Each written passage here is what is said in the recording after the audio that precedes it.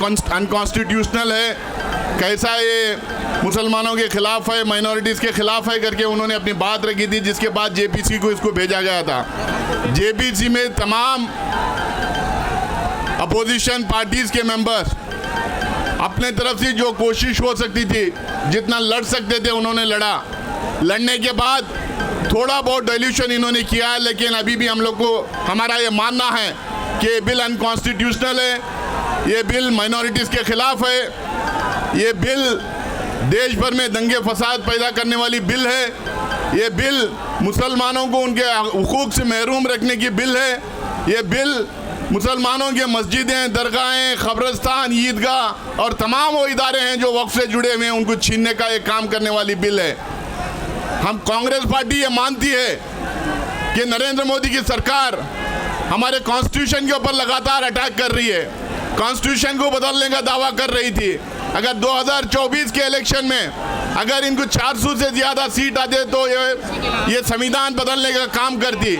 क्योंकि ये संविधान बदल नहीं सकती, क्योंकि हिंदुस्तान का कैरेक्टर ऐसा है, सोशल फैब्रिक ऐसा है, यहाँ पे उतने सीट इनको मिल नहीं सकते। इसीलिए ये चुन चुन के उन तमाम प्रोविजंस को जो अलग अलग मज़हब के लोगों को बराबरी का हक देता है, वो तमाम प्रोविजंस को ख़त्म करने का काम कर रही है। पहले CAA NRC लाए, उसके बाद अपने फ्रिंज एलिमेंट्स के through places of worship act के खिलाफ इन्होंने मुहिम छेड़ी और उसके बाद ये वक्फ अमेंडमेंट बिल लेके इन्होंने आया है।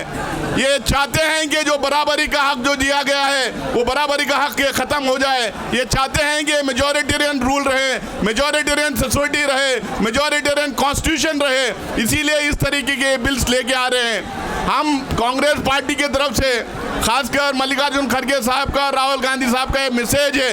कि जब भी ये बिल पार्लियामेंट में दोबारा लाए जाएगी, पूरे तरीके से पूरे बिल के खिलाफ कांग्रेस पार्टी पूरे इंडिया अलायंस के पार्टीज के साथ में खड़े होकर इसका पुरजोर खिलाफ करेगी, इसके विरोध खड़े रहेगी। ये पूरा जो है हम लोग जब तक बिल के खिलाफ, जब तक एक एक प्रोविजन के खिलाफ हम लोग अंदर खड़े नहीं रहेंगे, हम हाउस के बाहर नहीं जाएंगे। ये हमारा डिसीजन है, ये बिल के खिलाफ खड़े रहेंगे और आखिरी दम तक मुसलमानों के जो हुकूक हैं, मुसलमानों को जो कॉन्स्टिट्यूशन में राइट्स दिया गया है, सारे अक़लियतों को जो राइट्स दिया गया है, वो राइट्स को प्रोटेक्ट करने का काम करती है। क्योंकि कांग्रेस पार्टी ये मानती है कि कांग्रेस कॉन्स्टिट्यूशन बनाने में, ये सारे प्रोविजंस देने में, ये सारे प्रोविजंस कॉन्स्टिट्यूशन में इंक्लूड करने में कांग्रेस का एक बड़ा रोल रहा है। तो इसीलिए इस कॉन्स्टिट्यूशन को प्रोटेक्ट करना, खासकर जो बराबरी वाला जो प्रोविजन, बराबरी वाले जो प्रोविजन कॉन्स्टिट्यूशन के अंदर हैं, उसको प्रोटेक्ट करना, ये हमारी रिस्पॉन्सिबिलिटी हम लोग मानते हैं। फिर से एक बार मैं हमारे दोनों लीडर का मैसेज आपके सामने दोबारा मैं बोल के अपनी जगह लेना चाहता हूं कि जिस दिन भी ये बिल पार्लियामेंट के अंदर आएगी, इंडिया अलायंस के सारे पार्टनर्स के साथ में हम लोग खड़े होंगे, इसके खिलाफ हम लोग खड़े रहेंगे, आखिरी दम तक लड़ते रहेंगे। जय हिंद, जय कांग्रेस।